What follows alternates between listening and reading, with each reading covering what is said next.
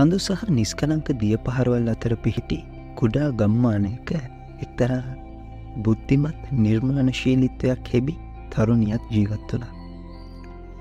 ඇය අනවශ්‍ය ආතතියක් සහ බයකින් ඇගේ ජීවිතයේ හැම අංශයක් ගැනම නැවත සිතා බැලීමේ ප්‍රවණතාවක් ඕවර්තින්කින් ගතියක් ඇයට තිබුණා.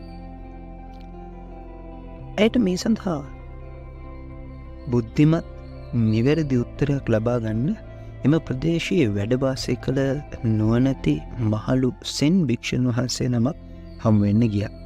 මේ භික්ෂුව ඊටමත්ම ගැඹුරු ප්‍රඥාවක් සහ ජීවිත සංකීර්ණතා සරල කිරීමට අති දක්ෂ හැකියාවකින් ඥානයකින් හෙබි භික්ෂුන් වහන්සේ නමක්.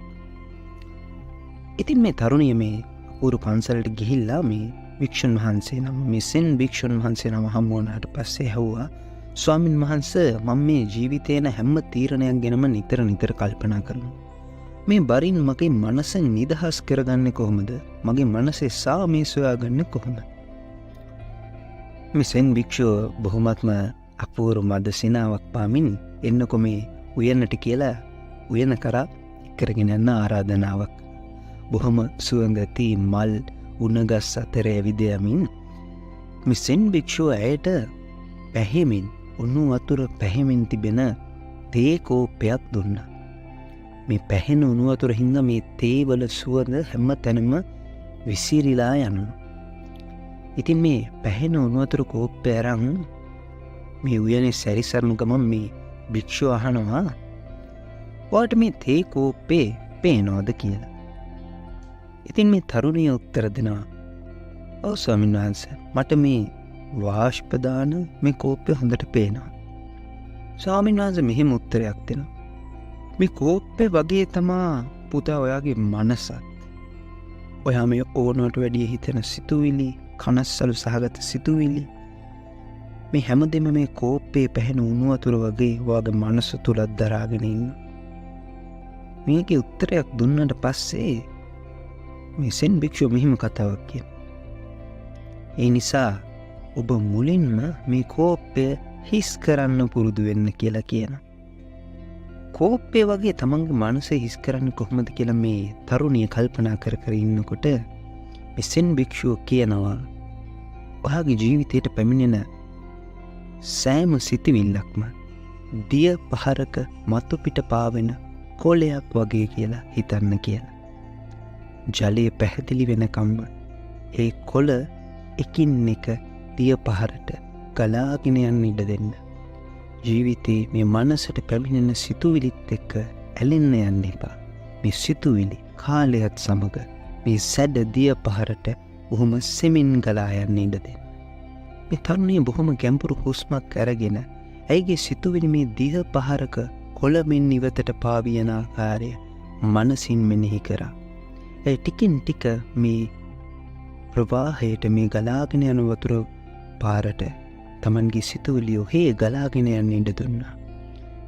එයත් සමගම ඇයි ටිකින් ටික මානසික නිදහසක් ඇති වෙන්න පටන් ගත්තා.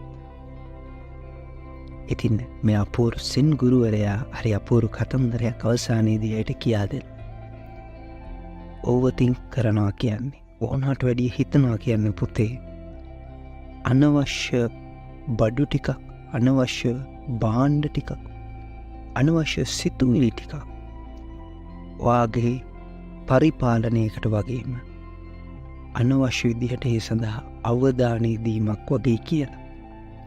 එනිසා මේ අත්හැරීමේ කලාව, letting go, the art of letting go කියන කලාව පුතේ ප්‍රමුඛ කරන්න. ඇලෙන්න එපා. ගලාගෙන යන්න ඉඩ දෙන්න. ඔබේ මනස බොහොම සංසුන් මනසක් වේවි. බොහොම ස්තුතියි. තවත් අපූර්ව සෙන් කතාවකින් හමුවෙමු.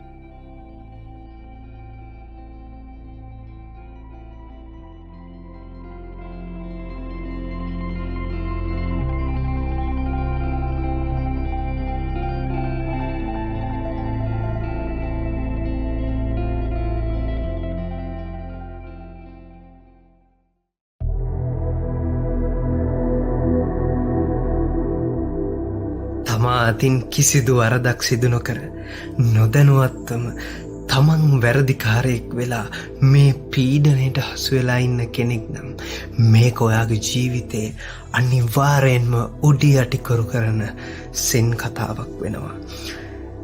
එක්තරා සෙන් ගුරුවරයෙක් ඉතාමත්ම පිරිසිදු ජීවිතයක් ගත කළා. ඔහු ඒ නිසාම බොහෝ දෙනාගේ ගෞරවයට පාත්‍ර වුණු ශ්‍රේෂ්ඨ සෙන් ගුරුවරයෙක් විදිහට ප්‍රසිද්ධ වෙලා හිටියා. මේ සෙන් පන්සල ළඟපාතම ලස්සන ජපන් තරුණියක් ජීවත් වුණා. ඇයගේ දෙමාපියන් ධනවත් අය.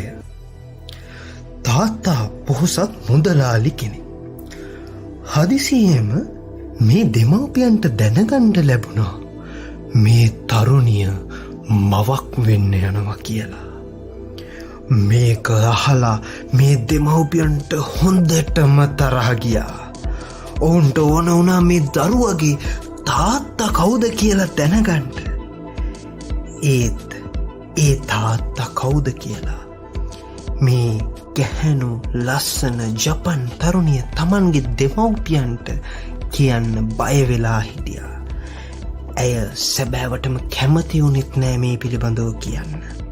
අන්තිමේටම නොයෙකුත් තාඩන පීඩන සිදු කරලා ඇයගෙන් අසාගත්ත කවුද මේ ඇයව ගැබ් ගැනීමට මූලික වුණු පුරුෂයා, කවුද මේ දරුවගේ තාත්තා කියලා හොයාගත්තා. ඇයකට උත්තරේ දුන්නේ බොහෝමත්ම බයෙන්. ඒ තමා අපි අසලම ඉන්න මේ සෙන් ගුරුවරයා. මම මේ කතාව පටන් ගන්නකොටම ඔයාලට පැහැදිලිව කියලා දුන්න මේ පිරිසුදු ජීවිතයක් ගත කරපු සෙන් ගුරුවරයා තමා මේ කාන්තාව ගැබ් ගැනීමට හේතු වුණේ කියලා මේ තරුණිය තමන්ගේ දෙමව්පියන්ට කිව්වා. දෙමව්පියන් ඒක අහපු ගමම්ම දැඩි තරහකින් පිපිරි මේ සෙන් ගුරුවරයා හමුවෙන්ට ආරාමයට ගියා. සෙන් ගුරුවරයා මේ දෙමව්පියන් කියන කරුණ බොහොම ශාන්තව නිහඬව අහගෙන ඉඳලා අවසානයේට මේ සෙන් ගුරුවරයා මෙහෙම කියනවා. ඒකත් එහෙමද? මේ දෙමව්පියන්ට නැවතත් තරහ ඇවිල්ලා ඒකත් එහෙමද කියලා හරියන්නේ නැහැ. අපි දරුවා ලැබුණාම ඔබට ගෙනත් දෙනවා කියලා දෙමව්පියෝ යන්න ගියා. දරුවා ඉපදුනාට පස්සේ ඔවුන් දරුවව අරගෙන ගිහින් මේ සෙන් ගුරුතුමාට බාර දුන්නා. ඔවුන් එතුමට කළේ ලොකු ලැජ්ජාවක්. එතුමගේ පිරිසුදු ජීවිතයට ලොකු කැලලක් සිද්ධ වුණා. ඒ සිදුවුණු කිසිම දෙයකින් මතකටවත් එතුමා සැලුනේ නැහැ. කිසිදු කාරණාවක් තම මුවින් මේ දරුවා බාර දුන්නු දෙමව්පියන්ට අසල්වාසීන්ට වචනකින් හෝ බැනවැදුනේ නැහැ. අසල්වාසීන්ගේ උදව් ඇතුව මේ දරුවට අවශ්‍ය පෝෂණය කිරි ලබා දුන්නා. ඒ වගේම මේ දරුවව හැදෙන්න වැඩෙන්න ඕන සියලු දේ මේ සෙන් ගුරුවරයා ලබා දුන්නා. කාලය ගත වෙලා අවුරුද්දක් විතර ගත වුණා. දරුවගේ අම්මට දරුවා නැතුව තවදුරටත් ජීවත් වෙන්න බැරි තරම් දරු කැක්කුමක් ආවා. කර්මඵලයේ ස්වභාවය මෙයයි. ඇය අවසානයේදී ඇත්ත හෙළි කළා. ඒ තමා ඒ දරුවගේ ඇත්ත පියා මාළු වෙළඳ පොලේ තරුණයෙක් කියා. ඒක අහපු ගමම්ම මේ ගෑනු ළමයාගේ අම්මයි තාත්තයි දැඩි කනස්සල්ලකින් බොහොම බියටපත් වෙලා මේ සෙන් ආරාමයට ගියා මේ සෙන් ගුරුවරයා හමුවෙන්. ගිහින් වැඳ වැටිලා අනේක වාරයක් සමාව ඉල්ලලා Tamanට සිදුවුණු වැරැද්දට නැවත වාරයක් සමාව ඉල්ලලා මේ දරුවව ආපහු ඉල්ලුවා. මේ අපූර්ව ශ්‍රේෂ්ඨ සෙන් ගුරුතුමා ඒ ඉල්ලීමට එකඟ වෙමින් දරුවා ආපසු දෙන ගමන්ම කීවේ ඒකත් එහෙමද කියලා විතරයි. බොහොම ස්තුතියි. යථාර්ථයේ සෙවණලි ඔබේ පාමුල දැවටෙන තෙක් කාලයට ඔබේ නිහඬ යුක්තිය ඉටු කරන්න ඉඩ දෙන්න. ඔබට ජය වේවා.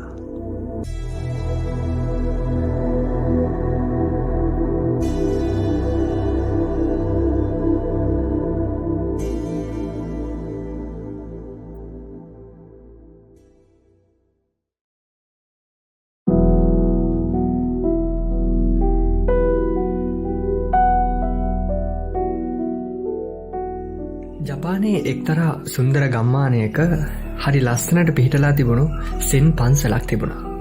මේ සෙන් පන්සලේ තාන්සාන් සහ එකිතෝ කියලා ස්වාමීන් වහන්සේලා දෙනමක් වාසය කළා. එක් දවසක් තාන්සාන් සහ එකිතෝ කියන මේ ස්වාමීන් වහන්සේලා දෙදෙන මඩ පාරක් දිගින් යමින් සිටියා. ඒ ඔවුන්ගේ වෙනත් භික්ෂුවත් හමුවීම සඳහායි. තද වැස්සක් ඒ වන විටත් වැටෙමින් තිබුණු ඒ ප්‍රදේශය මණ්ඩ වෙමින් තිබුණා. ඉතින් ගමන මේ විදියට යද්දී පාරේ වංගුවක් ළඟට එද්දී එහි ලොකු මඩවලක් තිබුණා. ඒ ආසන්නේ ඔවුන්ට හරි ලස්සන සේද කිමෝනාවක් ඇඳගෙන හිටපු ලස්සන යුවතියක් දක්නට ලැබුණා. ඇයට ඒ මඩපාර හරහා යන්න බැරුව බලාගෙන ලතපෙමින් තමයි හිටියේ. ඉතින් මේ සිද්ධිය දැක්කට පස්සේ එන්න කෙල්ලේ කියලා කතා කරපු තාන්සාන් එක පාරම ඇයව ඔසවාගෙන ඒ මඩවලින් එගොඩට යන්න පිටත් වුණා. ඉතින් මේ සිද්ධිය එකිතෝ නොදුටුවා වාගේ හයියෙන් ඉස්සරහට යන්න පිටත් වුණා. තාන්සාන් ඒ දැරවි පාරේ අනික් පැත්තෙන් තියලා ආපහු හැරිලා බලන විට එකිතෝ හුඟක් දුර ගිහිල්ලා. තාන්සාන් ගමන් වේගය වැඩි කරමින් බොහොම අමාරුවෙන් එකිදෝට එකතු වුණා. එකිදෝ එදා රාත්‍රියේ නවාතැන් ගන්න පන්සලට යන තෙක්ම තාන්සාන් හා එක වචනයක්වත් කතා බහ කළේ නෑ. තවදුරටත් නිහඬව ඉන්න බැරි වුණාට පස්සේ එකිදෝ කතා කරලා කිව්වා, අපි හාමුදුරන් වුණාම කාන්තාවන් ළඟට යන්න හොඳ නෑ. ඒ වගේම ඔහු තාන්සාන්ගෙන් මෙහෙම ප්‍රශ්නයකුත් ඇහුවා. විශේෂයෙන්ම ඒ අය තරුණ ලස්සන කාන්තාවත් නම් තවත් භයානකයි. ඇයි ඔබ එහෙම කළේ? මෙන්න මේ ප්‍රශ්නයට හරිම ලස්සන පිළිතුරක් තාන්සාන්ගෙන් ලැබුණා. ඒ පිළිතුර තමයි, මම නම් ඒ ගෑනු ළමයා එතනම තියලා ආවා. ඒත් ඔබ තාම එයා ඔසවගෙන ඉන්නවද?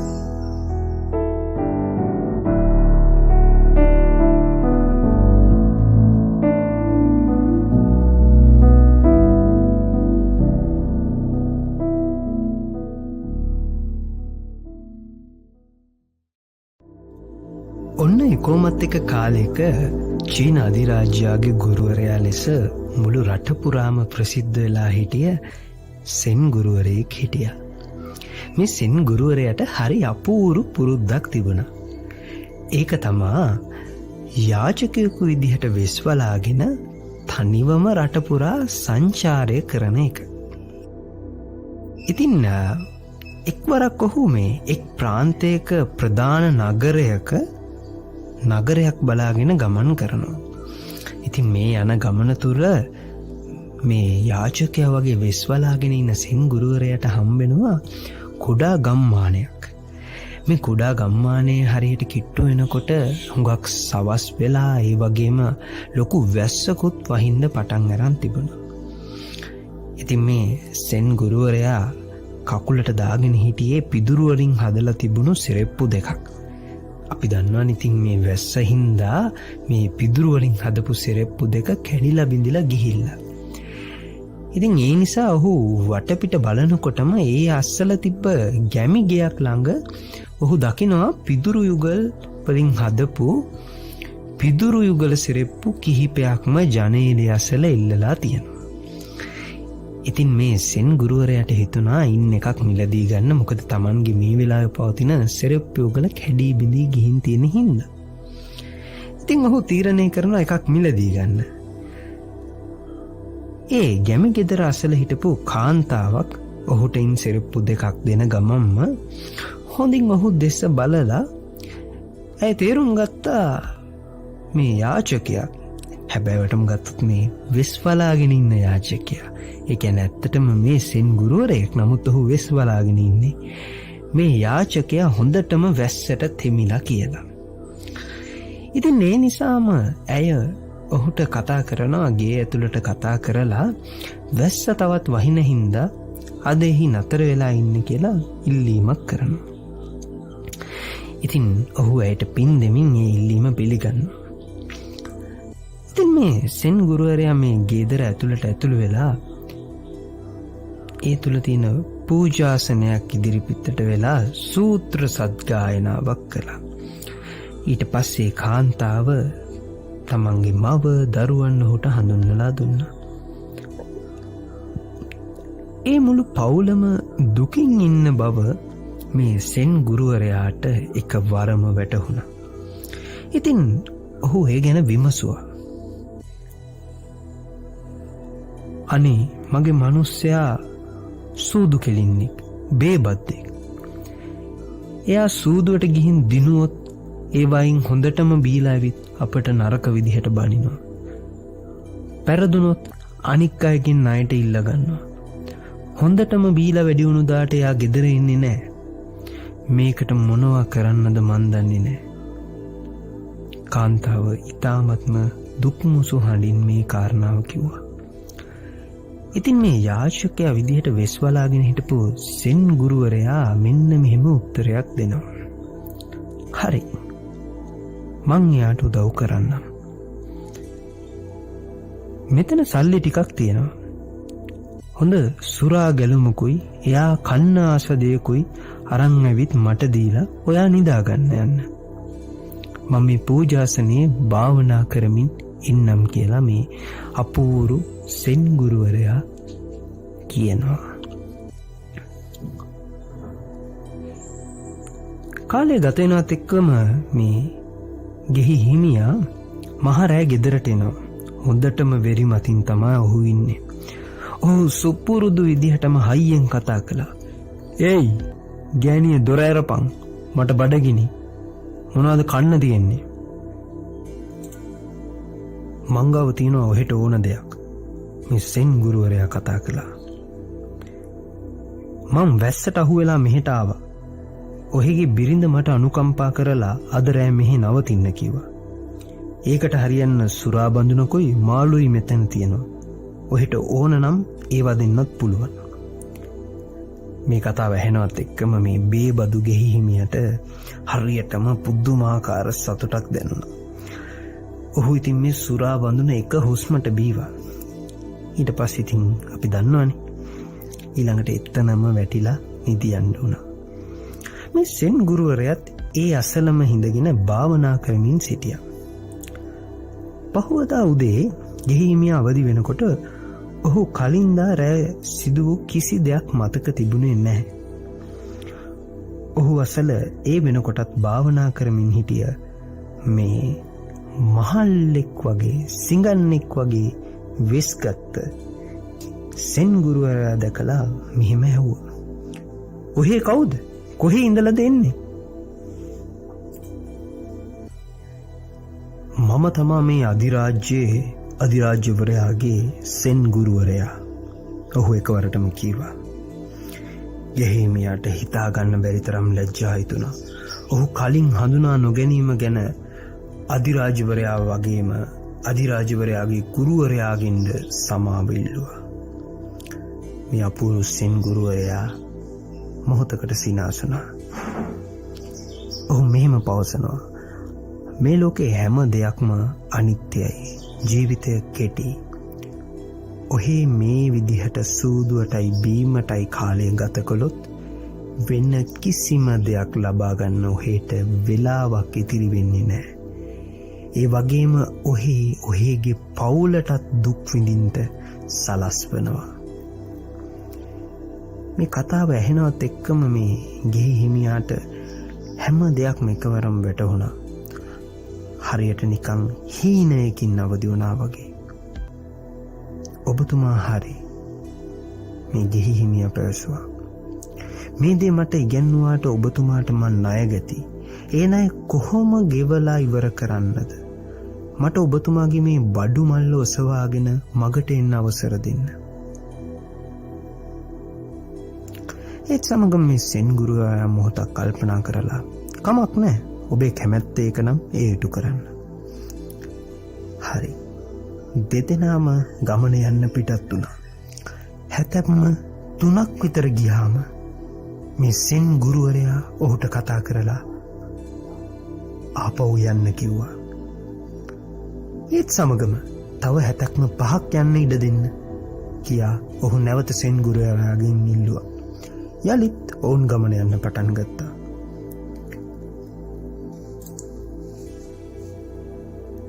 දැන් ඔබ ආපසු යන්න ආයෙම මේ සෙන් ගුරුවරයා පැවසුවා. ඊට පස්සේ මේ ගේ හිමියා කියනවා නෑ මට තවත් හැතැක්ම 10ක් ගියාට පස්සේමයි යන්න. හැතැක්ම 10ක් ගියාට පස්සෙත් මේ සෙන් ගුරුවරයා කිව්වා දැන් හැතැක්ම 10ක් ආවා.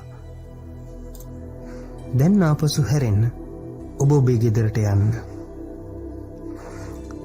මොහොතක් කල්පනා කරමින් සිටිය මේ ගෙහි හිමියා බේබදු ගෙහි හිමියා මෙන්න මෙහෙම කතාවක් කියනවා. මං ඔබතුමා පසුපස එනවා මගේ ඉතිරි ජීවිත කාලය පුරාම. මේ අපූරු කතාව ජපානයේ නවීන සෙන් ගුරු පරපුර පැවතෙන්නේ ඔහුගෙන් බව වටහා දෙනවා. ඔහු මේ අපූරු සෙන් ගුරුවරයාගේ හොඳම ගෝලයා වුණා. ඔහුගේ නම මූනන් ලෙස ජපන් ව්‍යාහාරයේ සනිටුහන් වුණා. මූනන් යන්හි අරුතනම් කිසිදාක ආපසු නොහැරුණු මිනිසා බවයි. බොහොම ස්තුතියි. තවත් අලුත් සෙන් කතාවකින් හමුවෙමු.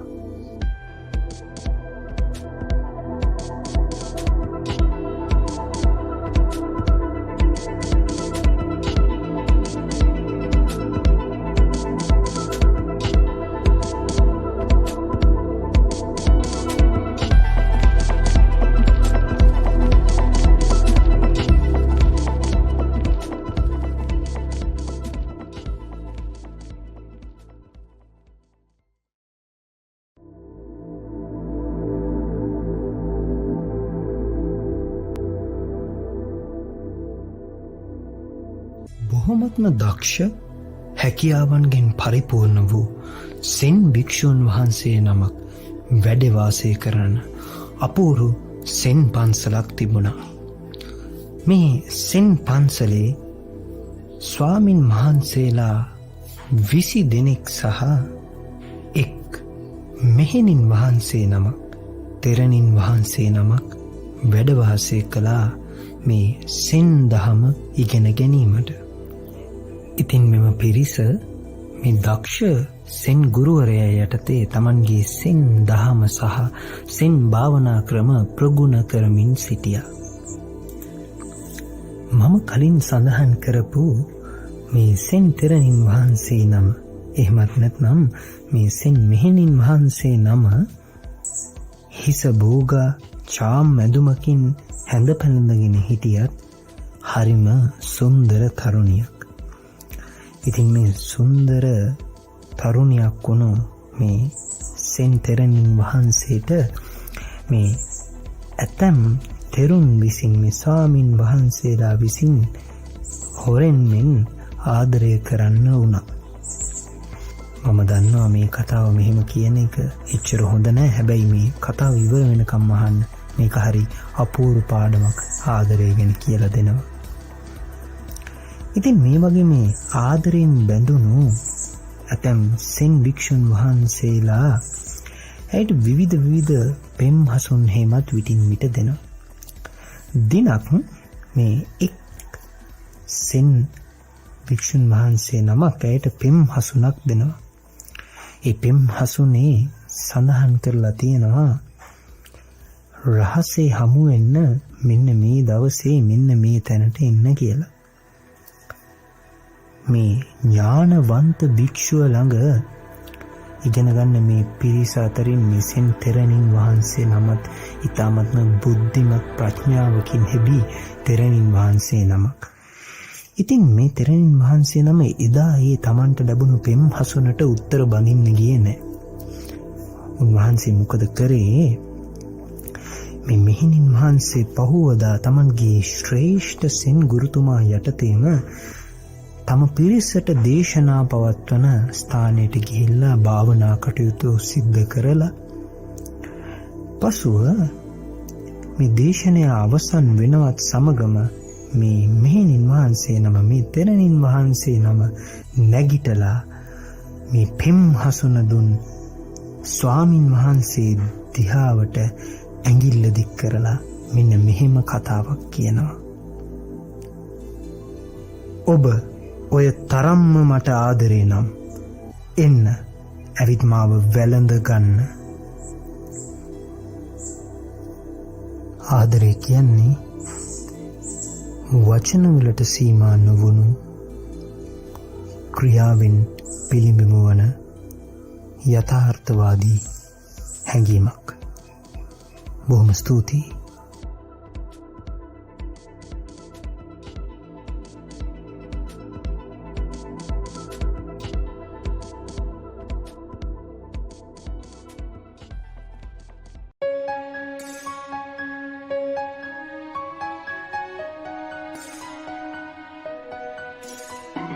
ජීවිතයට පූර්ණ කාලීනව ධනවාදී ආලෝකයක් ලැබෙන, ඔයාගේ ජීවිතේ සම්පූර්ණයෙන්ම වෙනස් වෙන, චින්තනය පවා වෙනස් කරන, එදා මෙදා තුර අහන්න යන හොඳම සෙන් කතාව තමා මේක.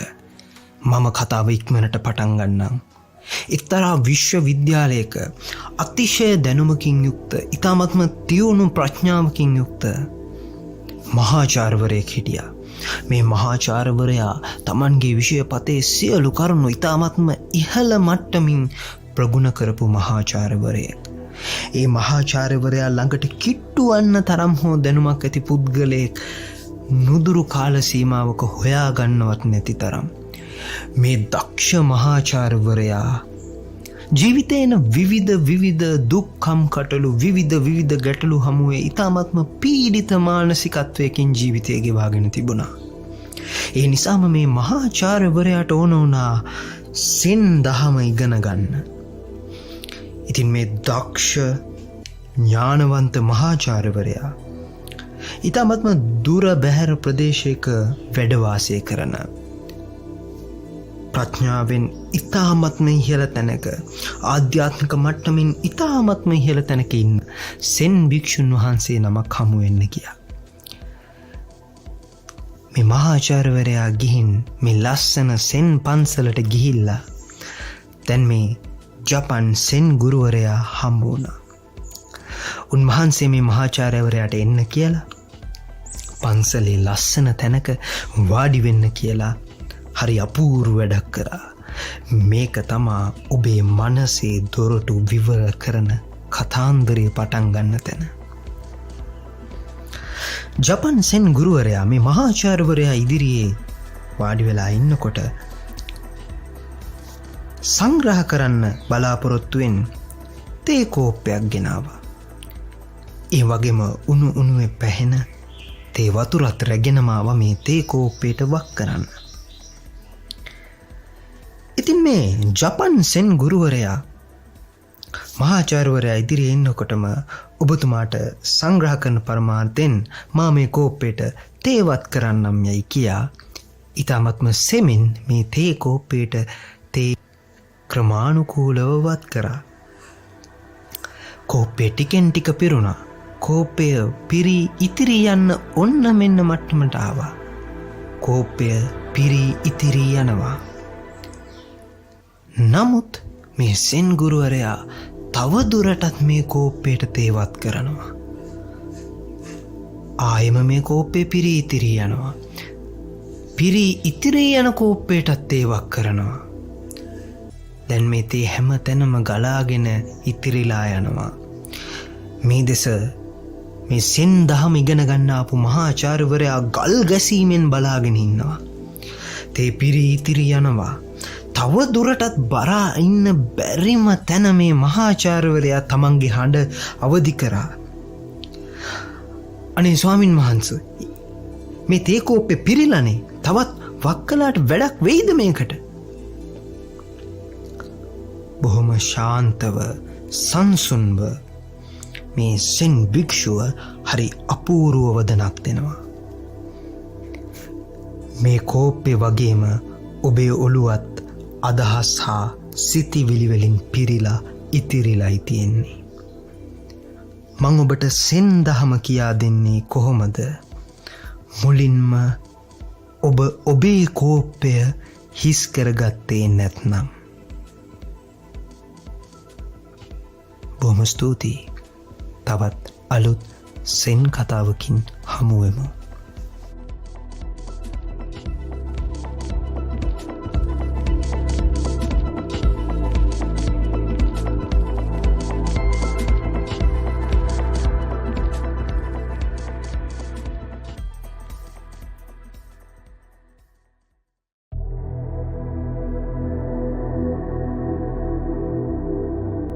මේ කතාව ඔයාගේ අනාගතය සම්පූර්ණයෙන්ම වෙනස් කරයි.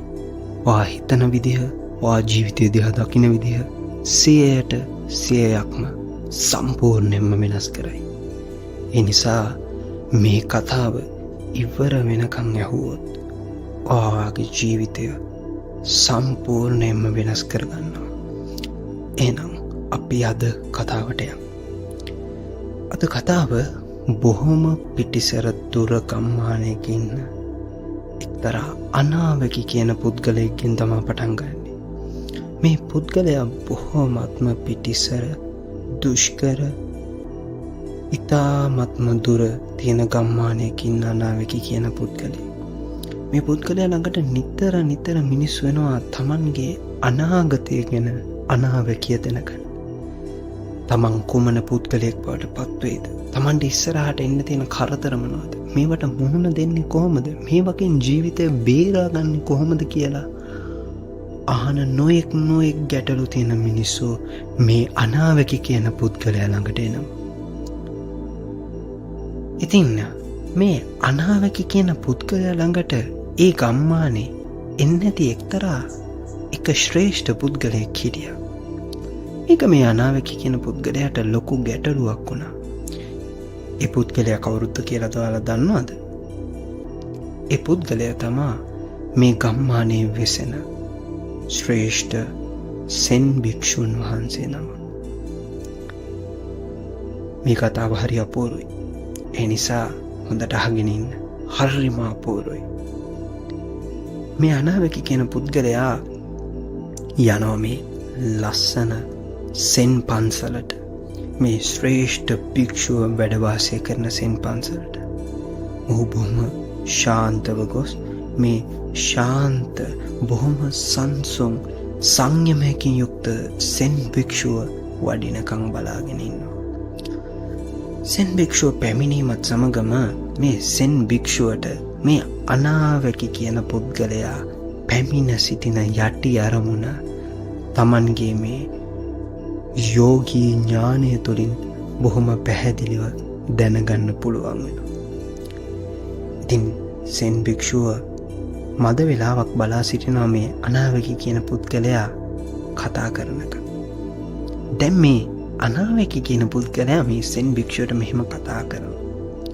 ස්වාමින් වහන්සේ, මට ඔබ වහන්සේගේ අනාගතය කියන්න පුළුවන්. ඔබ වහන්සේට අනාගතේ වෙන්න තියෙන දේවල් මට කියන්න පුළුවන් කියලා බොහොම උද්‍යෝගයෙන් උත්තර දෙනවා.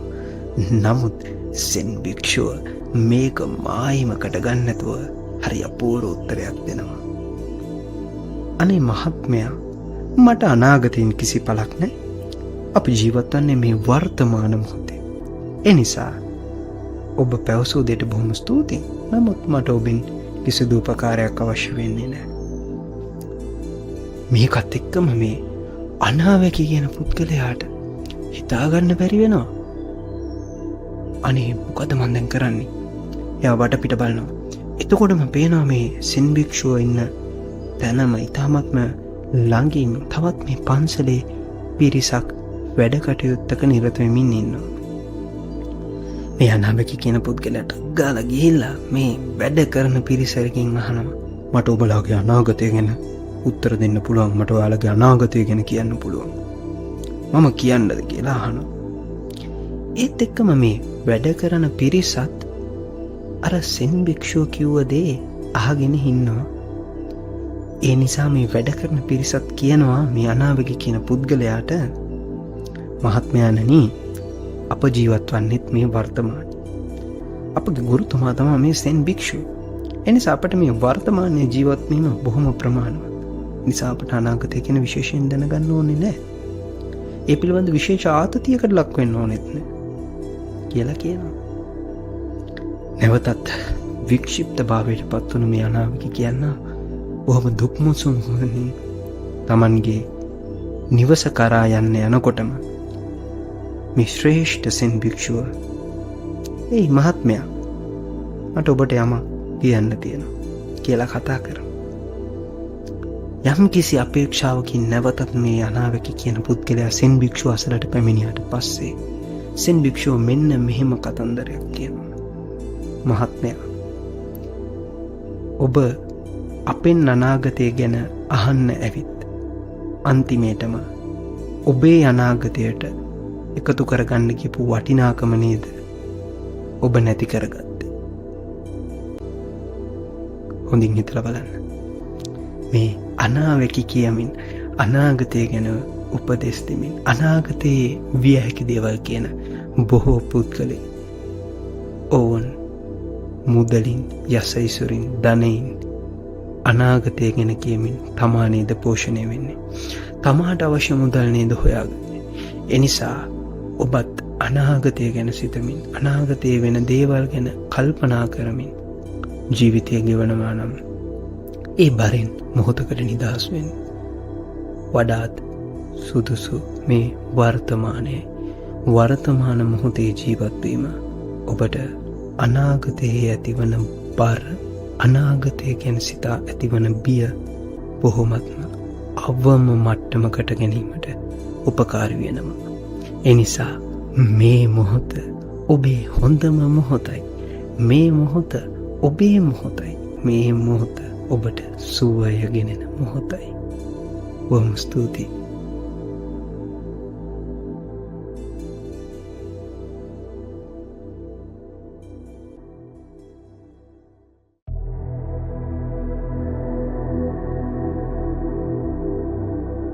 එක්තරා බලවත් රාජ්‍යයක රජ කෙනෙක් හිටියා. මේ රජුරුවන්ට ලොකු ප්‍රහෙලිකාවක් වෙච්ච පුදුමාකාර ප්‍රශ්නයක් තිබුණා. මේ රජුරුවන්ට තිබුණ ප්‍රශ්නේ තමයි සතුට කොහෙද තියෙන්නේ? මේ හැම දාන සම්පතක්ම හැම දෙයක්ම රජමාලිගාවේ තිබ්බට මේ රජුරුවන්ට තිබුණ ලොකුම ප්‍රශ්නේ තමයි තමන්ගේ සතුට පිරිලා ඉතිරිලා යන සතුට කොහෙද තියෙන්නේ කියන එක ලොකු ගැටලුවක් වුණා. ඉතින් මේ රජුරෝ කල්පනා කරා මේ ප්‍රශ්නෙට උත්තරේ හොයන්න. රජුරෝ මේ ප්‍රශ්නෙට උත්තරේ හොයන්න විවිධ කට්ටියකින් ඇහුවා. කිසිම කෙනෙකුට නිසි උත්තරයක් දෙන්න බැරි වුණා. පුරෝහිතර ළඟට ගියා. දන්න කියන කට්ටියකින් ඇහුවා. රජුරෝ දන්න යාළුවන්ගෙන් ඇහුවා. ඒත් කිසිම උත්තරයක් හොයාගන්න බැරි වුණා. අවසානෙට මේ රජුරවන්ට එක්තරා ගැමියෙක්ගෙන් ආරංචි වෙනවා දුෂ්කර ගම්මානයක ඉන්න ස්වාමින් වහන්සේ නමක් ඉන්නවා. උන්වහන්සේ එක්තරා සෙන් භික්ෂුවක්. උන්වහන්සේගෙන් මේ සම්බන්ධව ඇහුවොත් නිසි උත්තරයක් ලැබෙයි කියලා. ඉතින් රජතුමා තීරණය කරනවා උන්වහන්සේ බැහැ දකින්න යන්න.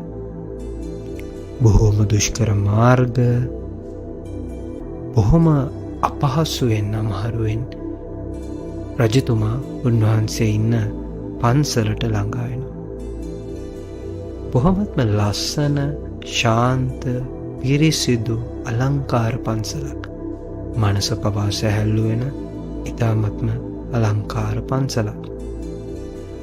රජතුමා බොහොම සෙමින් මේ පන්සලේ භූමියට ළඟා වෙලා ස්වාමින් වහන්සේ නමකගෙන් නමස්කාර පූර්වකව අවසරත් අරගෙන රජතුමාගේ මේ ගැටලුව මේ ස්වාමින් වහන්සේට ඉදිරිපත් කරා. ස්වාමින් වහන්සේ, මට මේ කිසිම ධන නිල බලතල කිසිවක් තිබුණට මගේ හිතේ මේ සතුට නිර්මාණය වෙන්නේ නැහැ. මේ සතුට මං කොහොමද නිර්මාණය කරගන්නේ? මේකට මගේ රටේ වැසියෝ හුඟක් හොඳින් ඉන්න ඕනද? රටේ සියලු සැප සම්පත් හැමෝටම හොඳ විදිහට තියෙන්න ඕනද? නැත්නම් මම ආශ්‍රය කරන පිරිස හොඳ වෙන්න ඕනද? මගේ රාජ්‍ය සභා මණ්ඩලය හොඳ වෙන්න ඕනද කියලා ප්‍රශ්න වැලක් මේ රජුරෝ මෙන්න මේ සෙන් භික්ෂුවගෙන් අහන්න පටන් ගත්තා. අපි දන්නවනේ සෙන් භික්ෂුවක් කියන්නේ බොහොම තැන්පත් භික්ෂුන් වහන්සේලා. ඉතින් උන්වහන්සේ බොහෝම සෙමින් කල්පනා කරලා මද සිනාවකුත් එක්කම මේ රජතුමාට හරි අපූරු ක්‍රියාකාරකමක නිරත වෙන්න කාරණාවක් ඉදිරිපත් කළා. ඒක තමා රජතුමනි, ඔබේ ගැටලුවට මම නිසි උත්තරයක් දෙන්න.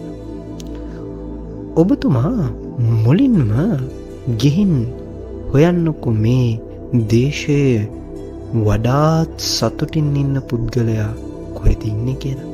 ඔබතුමාට නිසකවම එක්තරා පුද්ගලයෙක් හමු වෙනව ඇත. ඒ පුද්ගලයා හමු වෙලා ඒ පුද්ගලයා ඇඳගෙන ඉන්න කමිසේ ඔබතුමා ඇඳගන්නකෝ. එතකොට ඔබතුමාට ඔය සතුට කියන කාරණාව හම්බෙයි කියලා මේ සෙන් භික්ෂුව කිව්වා. ඉතින් රජතුමාටත් කන්න නැති හිඟන්නෙකුට කෑම ටිකක් හම්බුණා වගේ මේ හම්බෙච්ච උත්තරයට උද්‍යෝගයටපත් වෙලා ඔන්න දැන් හොයන්න පටන් ගත්ත මේ ලෝකේ සතුටෙන්, මේ දේශයේ සතුටෙන් ඉන්න මිනිස්සු.